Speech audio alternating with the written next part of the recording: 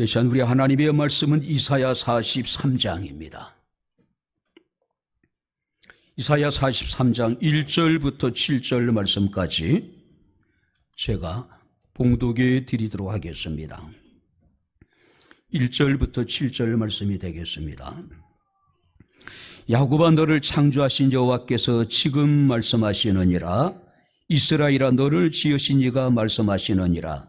너는 두려워하지 말라. 내가 너를 구속하였고 내가 너를 지명하여 불렀나니 너는 내 것이라. 내가 물 가운데로 지나갈 때 내가 너와 함께할 것이라. 강을 건널 때에 물이 너를 침몰하지 못할 것이며 내가 불 가운데로 지나갈 때에 타지도 아니할 것이요 불꽃이 너를 사르지도 못하리니 대전 나는 여호와 내 하나님이요 이스라엘의 거룩한 이요 내 구원자임이라. 내가 애굽을 너의 속량물로 구스와 스바를 너를 대신하여 주었노라. 내가 내 눈에 보배롭고 존귀하며 내가 너를 사랑하였은즉 내가 네 대신 사람들을 내어주며 백성이 네 생명을 대신하리니 두려워하지 말라. 내가 너와 함께하여 네 자손을 동쪽에서부터 오게 하며 서쪽에서부터 너를 모을 것이며 내가 북쪽에게 이르기를 내놓으라. 남쪽에게 이르기를 가둬두지 말라. 내 아들들을 먼 곳에서 이끌며 내 딸들을 땅끝에서 오게 하며 내 이름으로 불려지는 모든 자 곧 내가 내 영광을 위하여 창조한 자를 오게 하라. 그를 내가 지었고 그를 내가 만들었느니라. 아멘.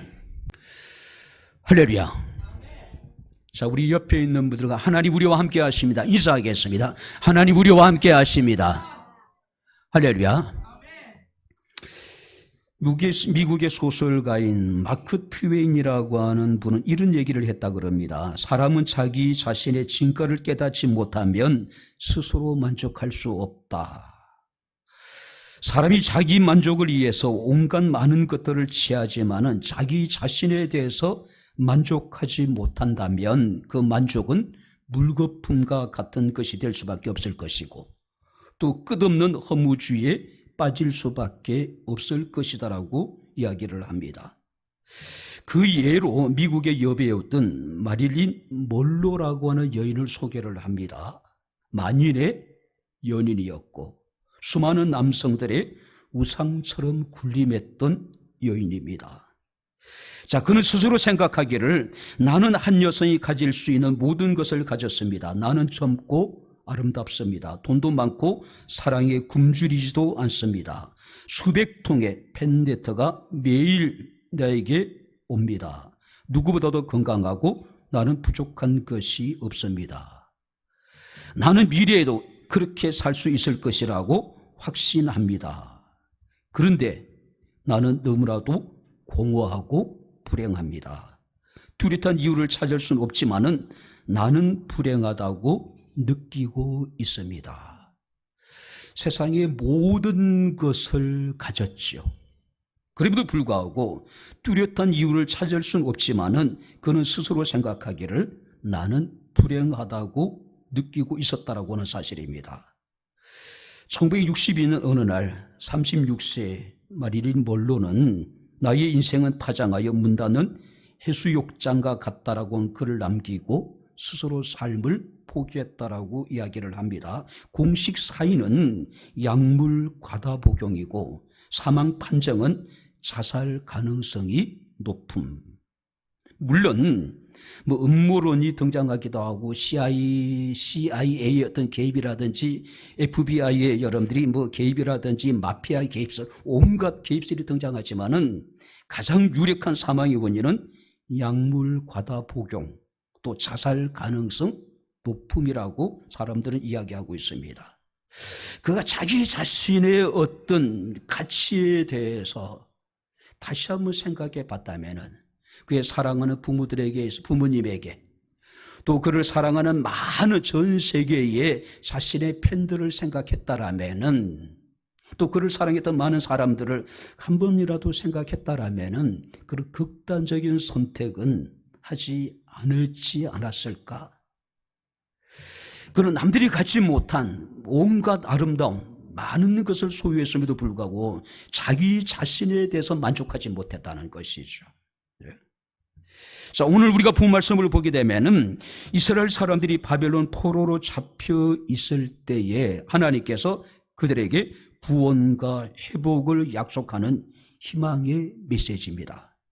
특별히 1절 말씀을 보게 되면은 너는 내 것이라고 말씀을 하고 있습니다. 바로 이것은 하나님과 이스라엘 관계의 어떤 특별한 관계성, 또 여러분들이 바로 소속감을 여기 강조하고 있는 겁니다. 너는 내 것이라고 하는 것은 이스라엘 스스로 자신의 소유를 결정하거나 주장할 수 없는 존재라는 것을 지금 말씀하고 있습니다. 내 것이니 아무래도 괜찮다. 내 것이니까 내 마음대로 하겠다는 그런 의미가 아니겠죠. 내 것이기 때문에 내 것답게 내가 만들겠다는 것이죠. 이건 굉장히 중요한 의미를 가지고 있습니다. 하나님은 결코 자신의 소유를 함부로 버리지 않는다는 이야기겠죠. 끝까지 책임져 주실 것이고 보호해 주실 것이고 인도해 주실 것이라고 하는 단호한 하나님의 의지가 이 한마디에 들어있지 않나 생각이 됩니다. 자, 오늘 우리는 이 본 말씀을 통해서 하나님의 소유로서의 우리의 정체성을 다시 한번 생각해 보면서 우리가 함께 은혜를 나누도록 하겠습니다. 자, 우리 다시 한번 1절 말씀을 우리 같이 읽겠습니다. 야곱아 너를 창조하신 여호와께서 지금 말씀하시느니라. 이스라엘아 너를 지으신 이가 말씀하시느니라. 너는 두려워하지 말라. 내가 너를 구속하였고 내가 너를 지명하여 불렀느니 너는 내 것이라. 하나님이 이스라엘을 창조하셨고 하나님은 이스라엘을 지으셨고 하나님은 그들을 구속하시고 하나님은 그들을 지명하여 부르셨다. 특별히 여기서 창조라고 하는 의미는 바로 무에서 유를 만들었다는 뜻을 가지고 있죠. 또 여기서 짓다라고 하는 것은 토기장이가 진흙을 정성스럽게 빚는 것처럼 하나님의 세심한 손길로 하나님이 자기 백성들을 만드셨다는 이야기죠. 그렇다면 하나님이 우리를 창조하시고 하나님이 우리를 빚어 만들었다라고 하는 것은 우리를 아무렇게나 세상에 내던지신 것이 아니라는 것이죠. 하나님께서는 우리 한 사람 한 사람을 바로 특별한 목적을 위해서 특별한 존재로 하나님이 특별히 창조하시고 만든 사람들이라는 것이죠. 사람들은 자신의 어떤 정체성, 자신의 존재에 대해서 회의적인 사람들이 많이 있습니다. 그러나 분명히 우리가 하나님 앞에서 우리 한 사람 한 사람은 세상에 유일무이한 존재라는 사실을 우리는 기억을 해야 될 것입니다. 그래서 성경 말씀을 보게 되면은 내가 너를 구속하였고 내가 너를 지명하여 불렀나니 너는 내 것이라고 말씀을 하고 있습니다. 자, 구속했다는 이야기는 값을 지불했다. 자, 우리가 노예 시장에서 그 노예 주인에게 그 노예의 가치에 따르는 값을 지불하고 그를 샀다는 것이죠. 그리고 그를 해방시켜 주었다는 이야기죠. 하나님이 우리를 구속하셨습니다. 그런데 하나님께서는 우리의 죄값을 지불하시고 죄와 사망의 법에서 우리를 구원해 주셨다는 것이죠. 로마서 5장 말씀을 보게 되면 우리가 연약하고 죄인되고 원수되었을 때에 하나님의 독생자신 예수도의 십자가의 고난과 죽으심을 통해서 하나님의 사랑을 확증시켜 주셨습니다. 바로 그것이 우리의 죄의 값을 여러분들이 내신 것이죠. 값을 지불해 내신 겁니다. 자, 뿐만 아니라 그리스도의 십자가의 부활하심을 통해서 우리를 구원해 주셨습니다. 그리고 하나님과 화목하게 해 주셨다는 것이죠. 바로 그것을 여기서 내가 너를 구속했다라고 말씀을 하고 있습니다. 뿐만 아니라 주님께서는 우리를 당신의 소유로 삼으시기 위해서 우리를 지명하여 불렀다. 그래서 지명했다는 이야기는 초점을 맞췄다는 이야기입니다. 특별한 사랑을 가지고 특별한 목적을 위해서 우리 한 사람 한 사람을 하나님이 콕 집었다는 것이죠. 세상에 마치 나 하나밖에 없는 것처럼 하나님 우리 한 사람 한 사람을 사랑했다는 것이죠. 이것을 우리는 하나님의 사랑을 바로 여러분들이 하나님은 우리를 편애하신다. 세상에 수많은 사람들이 있지만은 그 가운데 하나님께 나밖에 없는 것처럼 우리의 한 사람 한 사람을 편애하신 하나님. 그 편애도 단순한 편애가 아니라 지독하게 우리를 편애하신 하나님. 우리는 그 사랑을 그 사랑이라고 표현합니다. 그 사랑. 그죠?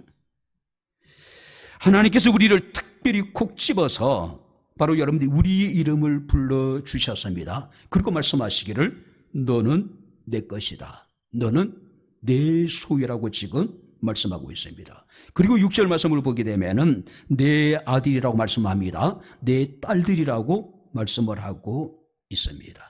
하나님이 우리를 창조하셨습니다. 할렐루야. 우리를 지으셨습니다. 우리를 하나님께서는 구속하셨습니다. 그리고 하나님께서는 우리 한 사람 한 사람을 콕 집어서 지명하여 부르셔서 너는 내 것이라고 말씀하고 있어요. 그리고 더 나가서 너는 내 아들이라, 너는 내 딸들이라고 지금 말씀하고 있는 겁니다. 메투헬이라고 하는 분은 이런 이야기를 합니다.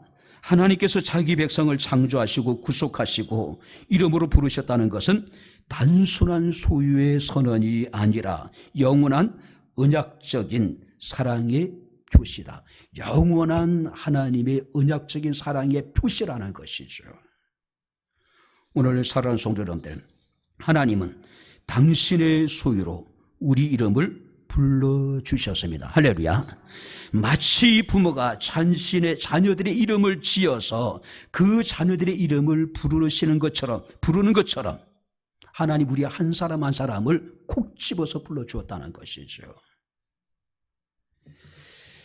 김춘수라고 하는 분의 꽃이라고 하는 시가 있습니다. 내가 그의 이름을 불러주기 전에는 그는 다만 하나의 몸짓에 지나지 않았다. 내가 그의 이름을 불러주었을 때 그는 나에게 와서 꽃이 되었다. 너무나도 유명한 여러분 시가 아닌가 생각이 됩니다.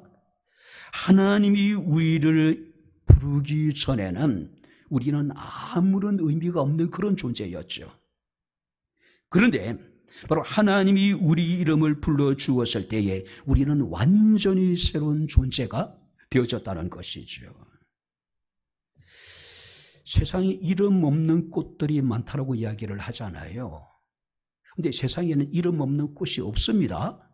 단지 사람들이 그 이름을 불러주지 않았기 때문에 우리는 그 꽃을 무명초라고 이야기할 뿐이지, 하나님이 창조하신 모든 피조물에는, 모든 동물과 식물들에게는 다 고유한 이름이 있다라고 하는 사실이죠. 세상에 수십억의 인구 가운데 하나님께서 우리를 구속해 주셨습니다. 할렐루야. 뿐만 아니라 하나님께서 우리를 지명하셨대요. 콕 집어서 우리의 한 사람 한 사람 이름을 부르셔서 당신의 소유로 삼아 주었다는 것이죠. 당신의 자녀들로 삼아 주셨다라고 하는 사실이죠. 그렇다면 우리가 여러분들이 해야 될 것은 이런 하나님의 절대적인 주권을 우리가 인정하는 것, 그리고 하나님께 순종하는 것. 우리가 하나님의 절대적인 주권을 인정하고 하나님의 뜻에 순종하게 될 때에 하나님께서 우리의 삶의 모든 문제들을 반드시 책임져 주지 않으실까요? 두 번째, 여러분들이 2절 3절 말씀을 다시 한번 같이 읽겠습니다. 내가 물 가운데로 지나갈 때에 내가 너와 함께할 것이라. 강을 건널 때 물이 너를 침몰하지 못할 것이며 내가 불 가운데로 지나갈 때 타지도 아니할 것이요 불꽃이 너를 사르지도 못할 것이다. 여기까지 읽겠습니다. 여기서 나오는 물, 여기서 나오는 불이라고 하는 것은 우리의 삶의 가장 극심한 고난과 시련과 역경을 상징하고 있습니다.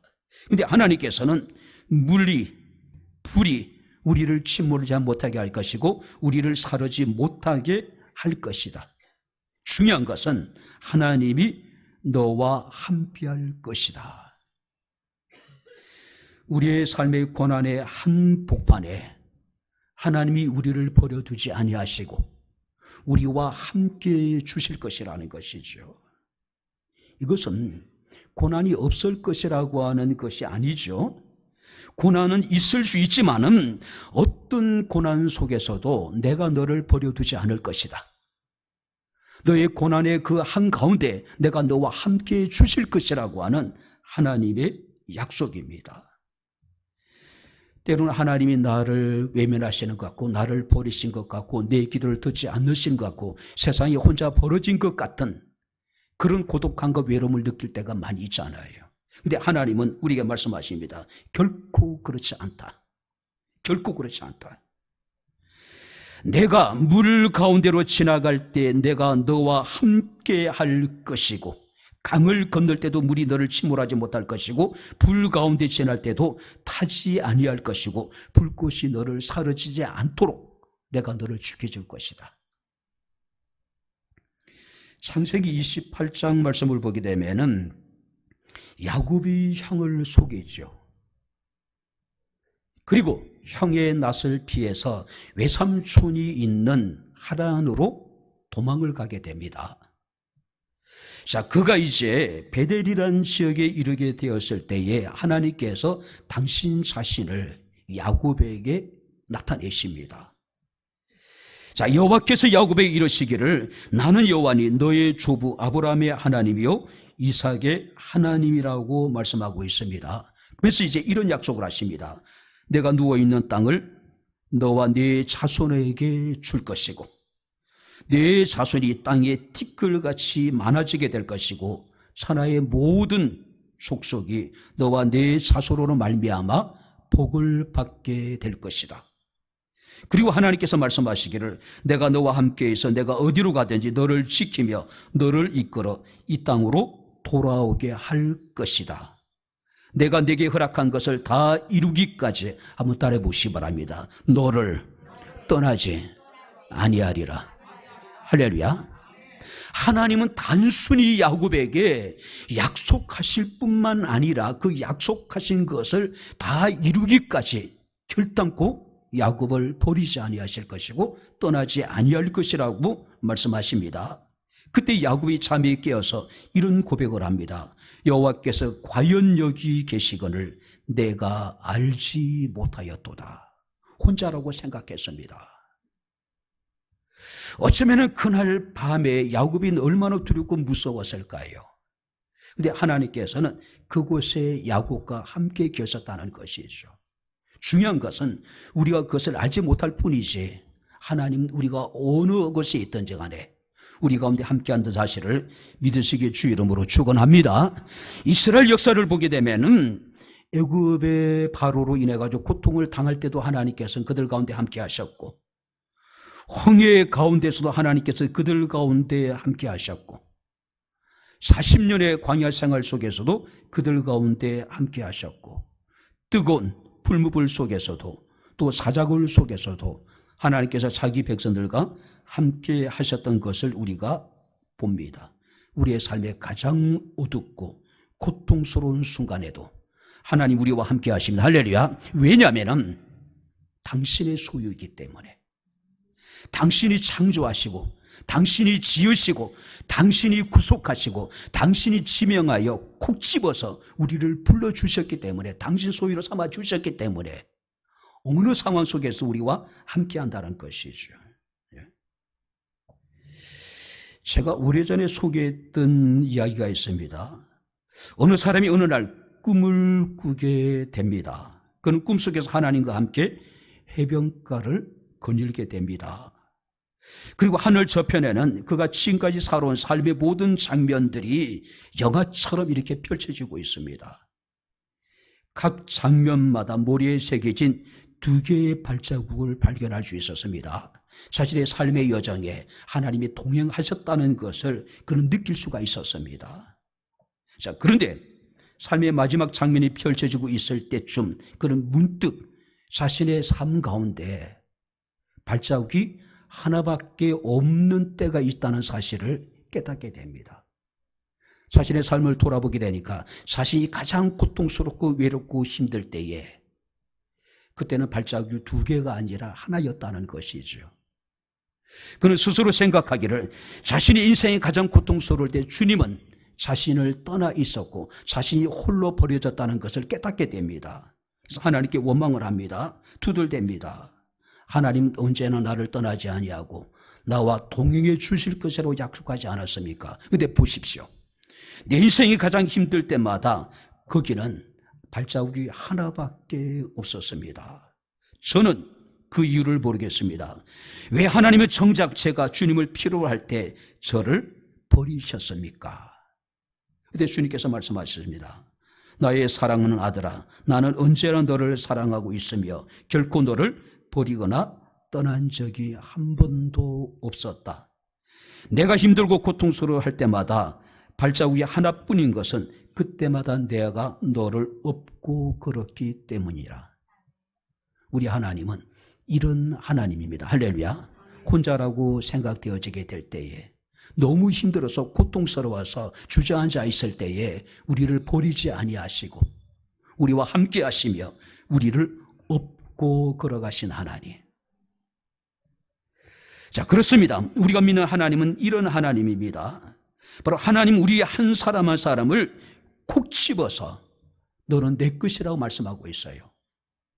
그럼 너는 내 소유라고 지금 말씀하고 있습니다.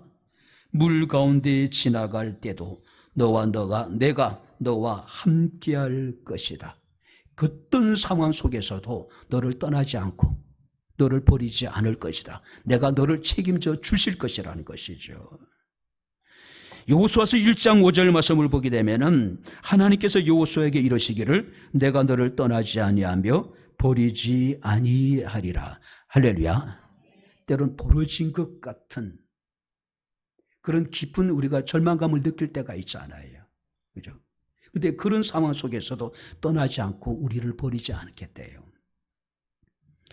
목회를 하고 건축 과정에 두 번 참 힘들었던 시간들이 있었습니다. 완전히 외부와 담을 쌓고 은둔형 외투리처럼 여러분 두문불출했던 그 시간들. 전화도 끊깁니다. 모든 게 다 끊겨요. 노예나 시차례나 제 동기들이나 누구도 저를 돌아보지 않더라고요. 집사람이 어느 날 저에게 그런 이야기합니다. 너무 외로워 보이고 고독해 보인다. 진짜로 그랬던 것 같아요. 그런 중에 마음 한구석에 원망하는 마음이 여러분들이 생기더라고요. 왜 나를 돌아보지 않을까? 왜 동기들은 한 번도 찾아오지 않을까?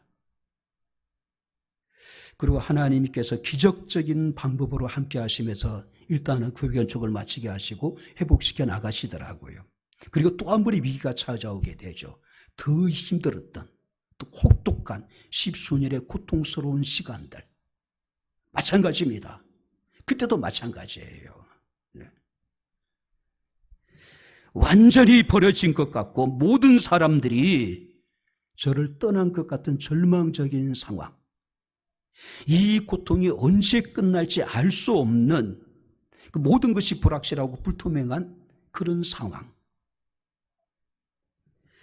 그런데 오직 하나님만이 나를 떠나지 아니하시고 하나님만이 나를 버리지 아니하셨습니다. 우리 백향목교회를 떠나지 아니하시고 백향목교회를 버리지 아니하셨습니다. 할렐루야. 왜냐하면은 당신이 창조하시고 당신이 지으시고 당신이 구속하시고 당신이 콕 집어서 내 것이라고 여러분 당신의 소유로 삼아 주셨기 때문에 당신의 자녀들이기 때문에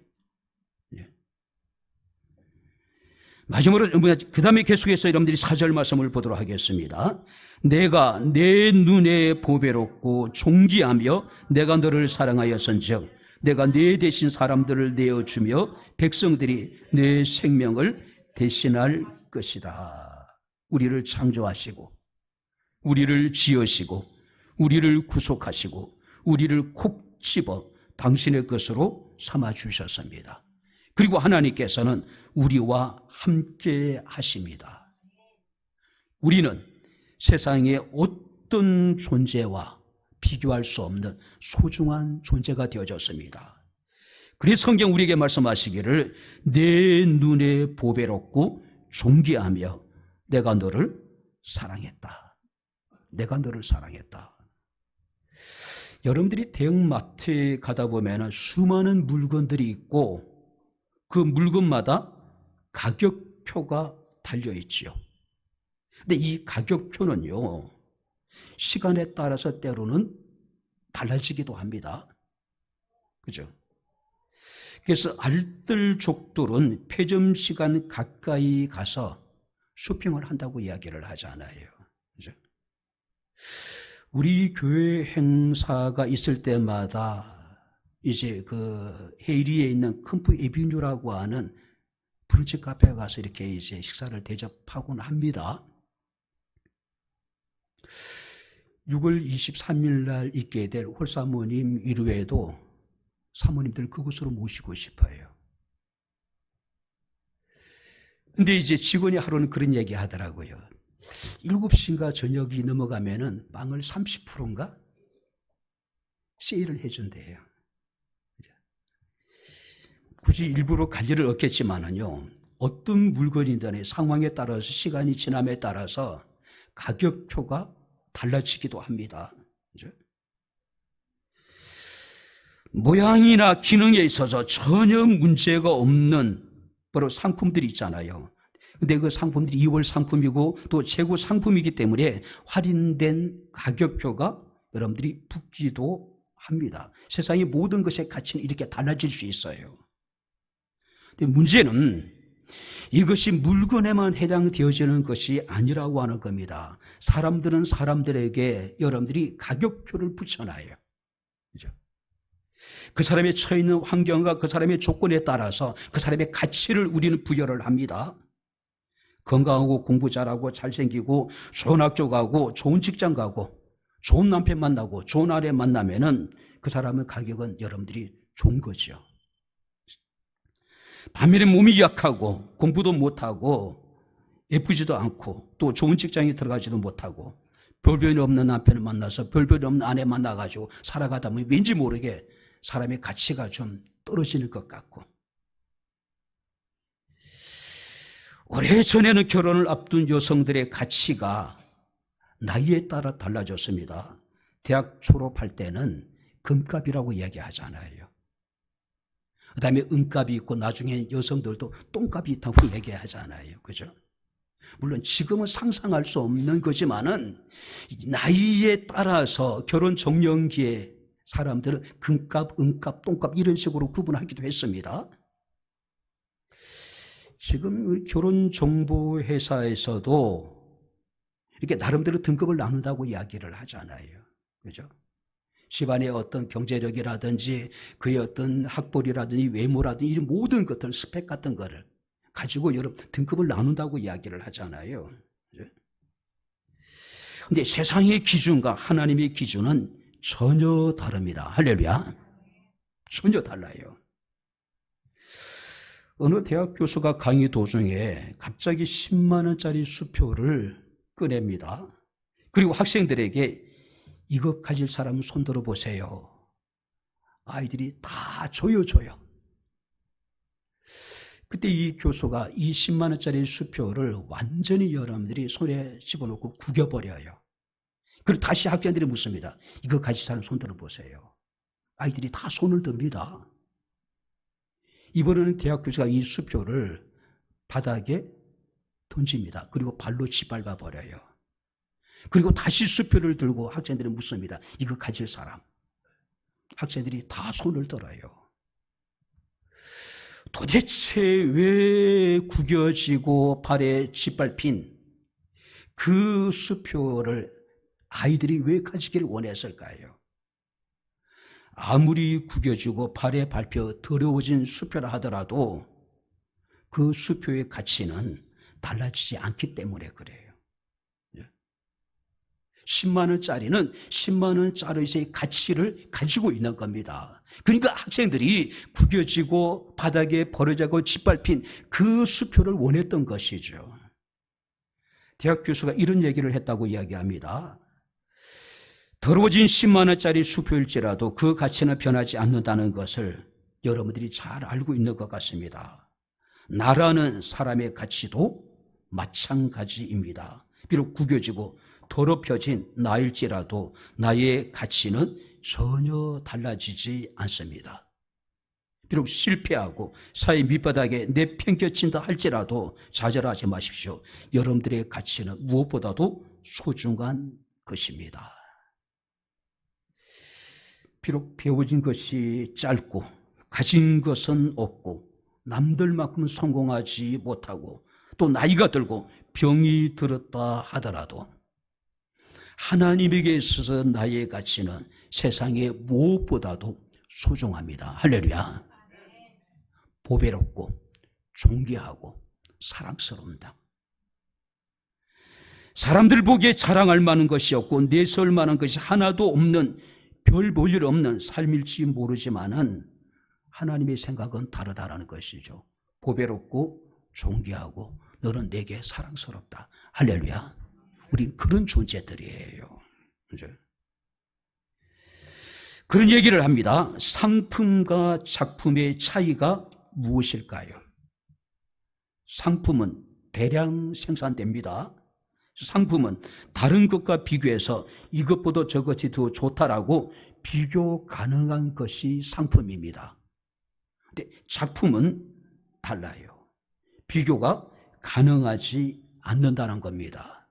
하나님은 우리를 상품으로 만드신 분이 아니라 하나님의 작품으로, 할렐루야, 그것도 글작품으로 우리를 창조하시고 우리를 만드신 분이라는 것이죠. 그렇기 때문에 우리를 구속하셨고 그렇기 때문에 우리를 콕 집어서 내 것이라고 지금 말씀하고 계신 것입니다. 스바냐서 3장 16절 17절 말씀을 보게 되면은 시온아 내 손을 늘어뜨리지 말라. 내 손을 늘어뜨리지 말라. 힘을 내란 이야기입니다. 좌절하거나 절망하지 말란 이야기예요. 너희 하나님 여호와가 너희 가운데 계시니 그는 구원을 베푸실 전능자시라. 그는 너로 말미암아 기쁨을 이기지 못하시며 너를 잠잠히 사랑하시며 너로 말미암아 즐거이 부르며 너로 말미암아 기뻐하시리라. 할렐루야. 우리를 바라보시는 하나님의 눈길이 기쁨을 이기지 못하신답니다. 우리를 잠잠히 사랑하신대요. 우리로 말미암아 즐거이 부르며 우리로 말미암아 하나님이 기뻐하신다는 것이죠. 우리는 그런 존재입니다. 자, 그렇다면 마지막으로 우리가 7절 말씀을 보게 되면 이렇게 하나님 우리를 창조하시고 이렇게 우리를 지으시고 우리를 구속하시고 지명하여 불러주신 분명한 목적이 있다는 겁니다. 이유가 있다는 거예요. 내 이름으로 불려지는 모든 자 곧 내가 내 영광을 위하여 창조한 자를 오게 하리라. 그를 내가 지었고 내가 그를 만들었느니라. 한번 따라해 보시기 바랍니다. 내가 내 영광을 위하여 창조한 자. 할렐루야. 하나님이 우리를 창조하시고 우리를 지으시고 우리를 구속하시고 콕 집어서 당신의 소유로 삼으신 목적, 이유가 뭡니까? 당신의 영광을 위하여. 당신의 영광을 위하여서. 그래서 우리가 21절 말씀을 보게 되면 이 백성은 내가 나를 위하여 지었나니 나를 찬송하게 하려 함이다라고 말씀을 하고 있습니다. 이제 말씀을 마치도록 하겠습니다. 반딧불이라고 하는 노래 가사를 여러분들이 소개해 드리도록 하겠습니다. 이 반딧불은 개똥벌레잖아요. 그죠? 가사가 참 좋습니다. 그래 어제 밤에 설교 준비하면서 사무실에서 몇 번 들었어요. 근데 들을수록 참 가사가 너무 아름다운 거예요. 나는 내가 빛나는 별인 줄 알았어요. 한 번도 의심한 적 없었죠. 몰랐어요. 나는 내가 벌레라는 것을. 그래도 괜찮아. 난 눈부시니까. 하늘에서 떨어진 별인 줄 알았어요. 소원을 들어주는 작은 별. 몰랐어요. 난 내가 개똥벌레라는 것을. 그래도 괜찮아. 난 빛날 테니까. 어쩌면 우리 한 사람 한 사람은 개똥벌레와 같은 사람일 수도 있습니다. 아니면은 하나님이 야곱에게 이르시되 너 지렁이 같은 야곱이라고 이야기하잖아요. 성경은 우리를 벌레로 여러분들이 표현하고 있잖아요. 몰랐어요. 난 내가 개똥벌레라는 것을. 그래도 괜찮아. 나는 빛날 테니까. 나는 빛날 테니까. 제임스 톰슨이라고 하는 유명한 기독교 심리학자 이런 이야기를 합니다. 사탄이 가장 유용하게 사용하는 심리적인 무기 중에 하나가 바로 낮은 자존감. 사탄이 그리스도인들을 여러분 실족하게 하는데 가장 유용한 심리적인 무기가 뭐냐면은 우리로 하여금 낮은 자존감을 갖게 하는 겁니다. 자기 자신이 한없이 부족함을 느끼게 만들고 아무것도 아닌 것처럼 느끼게 만들고 자신의 가치에 대해서 부정적인 생각을 갖게 하는 겁니다. 그래서 나 같은 것이 뭘 할 수 있다고. 스스로 삶을 여러분 포기하게 만들어버리는 거예요. 이렇게 살아서 뭐해? 반면에 우리가 하나님의 백성이라고 하는, 하나님의 자녀라고 하는, 하나님의 소유라고 하는 우리가 자부심과 긍지를 가지게 될 때 바로 그것은 마귀를 대적하는 가장 강력한 무기가 될 수가 있다라고 하는 사실입니다. 이제 바랍니다. 나의 가치는 내가 스스로 만드는 것이 아닙니다. 우리를 지으신 하나님이 나의 가치를 여러분 부여하시는 겁니다. 나의 가치를 가장 잘 아시는 분은 내가 아니라 하나님이시라는 것이죠. 그래서 고린도전서 4장 3절 4절 말씀을 보게 되면은 너희에게나 다른 사람에게나 판단받는 것이 내게는 매우 작은 일이라. 나도 나를 판단하지 아니하노니 다만 나를 판단하실 이는 주님이시니라. 할렐루야. 우리의 생각과 하나님의 생각은 다릅니다. 다른 사람들의 생각과 하나님의 생각은 다르다는 것이죠. 하나님은 우리를 당신의 영광을 위해서 창조하시고 우리를 지으시고 우리를 구속하시고 우리를 지명하여 불러주셨습니다. 당신의 소유로 삼아주셨기 때문에 하나님 우리와 함께 하시면서 우리를 지키시고 우리를 보호하시고 우리를 인도해 주십니다. 하나님에게 있어서 우리는 가장 보배롭고 존귀하고 사랑스러운 사람들입니다. 교만이 아니라 이런 사랑을 받은 자로서 긍지와 자부심을 가지고 당당하게 살아갈 수 있는 하나님의 자녀들이 다 될 수 있기를 주의 이름으로 축원합니다. 이제는 우리 주 예수 그리스도의 은혜와 하나님의 크신 사랑과 성령님의 교통 교제의 제 충만 역사 인도하심이 이하나님의 특별한 부르심과 하나님의 참으로 아버지 소유된 주의 사랑하는 모든 성도들 머리머리 위에 저들의 가정과 직장과 사업장과 이 교회와 이 나라 이 민족 위에 지금부터 영원토록 함께 있을지어다. 아멘.